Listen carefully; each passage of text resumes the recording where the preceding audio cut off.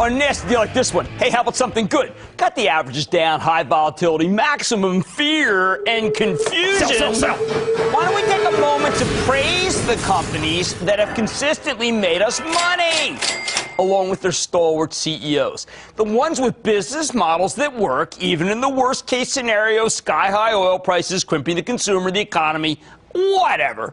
Specifically, let's talk about Herbalife, HLF, a network marketing company that sells nutritional supplements and weight management products. I like to think of it as an Avon or Tupperware of the weight loss biz. It's as good as Tupperware. It's much better than Avon.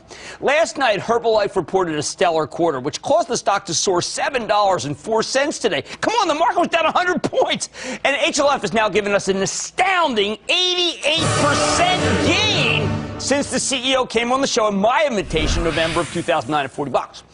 See, Herbalife is not just a play on combating obesity, a huge theme that we can't get enough of here on Mad Money, considering how overweight most Americans are and around the world. This company also gives you exposure to our aging population, because as many generations of baby boomers get older, consuming more and more nutritional supplements to stay healthy. How do you think a 66-year-old man like myself stays this spry? And finally, Herbalife also benefits from high unemployment. Since it's a direct sales company, regular people who are out of work or need a little extra money have a lot more of incentive to become Herbalife's distributors, just like they would throw Tupperware or Avon parties, although they're obviously not doing the latter. That makes this stock a play on not one, not two, but three major themes that we like here on Mad Money, so it's no wonder that Herbalife delivered a superb quarter. Earnings coming in at $1.31 per share, monster 19-cent beat. And while half the beat came from a lower-than-expected tax rate, the other half came from just very strong business. It's Herbalife's time. The company's sales rose 17% year over year. Worldwide volumes were up 16.1%. And for the second consecutive quarter, each of the 6 regions were Herbalife operators: China, Mexico, Asia Pacific, South and Central America, Europe, the Middle East, and Africa, and North America all experienced volume growth. Herbalife also issued upside guidance for the next quarter, and the board approved a 2-for-1 split, something that we know has zero effect on the numbers, but can also help stoke the animal spirits of the market and make people more eager to buy. Herbalife's made you a ton of money. Okay? Especially because we proudly got behind the CEO at a time when short sellers were making up a lot of bad stuff about the company that we correctly chose to ignore. So let's talk to Michael Johnson, Herbalife's very bankable chairman and CEO, find out more about the quarter and what remains ahead for this terrific company. Mr. Johnson, welcome back to Mad Money. Hi, Jim. How are you? Well, I'm pretty darn good. You know why? Because you have made so many people money, and that makes me happy, Michael. Well, thank you, Jim. All right, first big question. What the heck are you doing public? If I were you, I would take the company private, demand 33% of the equity, and bring it public 6 years from now when people recognize your greatness. What do you think of my plan? Well, I think it's an interesting plan, Jim. If someone comes knocking on the door like you, we'll talk to you. Well, I'd have to own a Major League Soccer team or something to do that.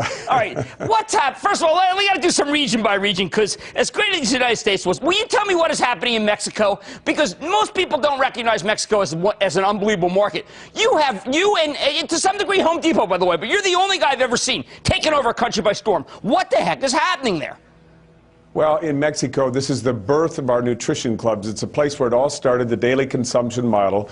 And we went through a tremendous growth about 3 years ago, $200 to $600 million marketplace. And then it slowed down a bit because we were having a little trouble getting product to the marketplace. So we have a great president of our company, Des Walsh, and a wonderful team there who put together an idea to use a retailer to supply product out into the marketplace. We don't do it through the retail outlet. We use their warehouses and storage areas. It's kind of like an old catalog store. When I was a kid in Michigan, you'd go to the Sears store and you'd pick up your product. It's the same idea. So the product is a way more accessible to our distributors, allowing them to grow their business on a local basis. So these clubs are local in small communities all over the place. We got a great management team down there, and they are hitting it, and our distributors are in concert with us. It's a big, big hit down there. All right, now, if you have your druthers, Russia or China or Brazil, which would you put the most money on for when I see you next is going to have the greatest rise in business?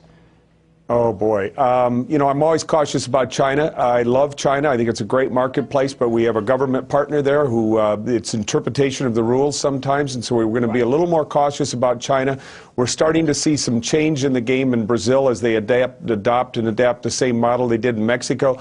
So maybe Brazil is a growth model, and China is probably an overall long-term bet. Well, I know that weight management, which is how I now view your company, I view it as a health weight management company, has been red hot. That's what we saw with Weight Watchers. Why is it that your company seems to be so underestimated by people who don't seem to recognize the power of the aging trend, the weight trend, and your incredible model for when people need more money? Well, I think we're probably operate a little more quietly than them in terms of we're not on, we don't buy television media the way others do because we don't have to. It's a push business where people have their own areas to operate. So they operate in neighborhoods and they reach out to people, and it's a very, very personalized business. We're going to have a much stronger presence on the web very soon. So maybe people will take notice of us a little bit more. But you want to know something? We're just scratching the surface. We're just getting started. So our people in their business models and their business efforts are going to reach out, and you'll know more about us, and you know about us, but the public at large will know more about us, see what we're worth in terms of building a healthier, more opportunistic social network. Oh, you are doing it. Now, Michael, I also want people to understand more about your business, the way it runs. We care in this show, we know about net sales growth, we know about volume point growth, but there are two other indicators that I want you to talk about.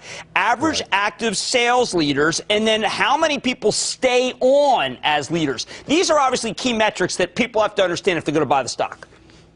Jim, those are the two most important pieces of news in our quarterly and annual earnings report. The retention rate in the company, meaning the people who stay with us year after year at a higher level, these are called sales leaders, and they get about a 50% discount on the product. It's almost 50%. It's 48.9%. A decade ago, when we came into the company, it was 23%. Right. Now, a few changes took place in the way people were allowed to requalify, but the most important thing, and that's the second part of this, is that these people are active. They're continuing on a monthly basis to order and reorder because they're building daily consumption into their business. This is a huge factor for us. That means if you come to Herbalife and become a sales leader in the company, you have a 50% chance, 49% chance to be exact, to stay with us. Now, when you think about businesses that start up, small restaurants, shoe repair places, you've got a 10% chance of survival. Now in Herbalife, it's 50%. We are blown away by this number. We're excited about it. But again, we're just scratching the surface. All right, one last question, because I know you got to go. How many jobs have you created? Oh, God. In our company, millions. How many? Millions. Millions. Millions. People should talk about you more. Michael Johnson, fabulous quarter, great work. Thank you for making us so much money. Jim, thanks for your support, too. We appreciate it. Absolutely. Real deal. Got behind him when everyone else was running. That's one of the ways you make big money. You listen, you see a pro, you see what this guy is doing. He's doing it, and it's going higher. Thank you, Michael Johnson, Chairman and CEO of Herbalife, HLF.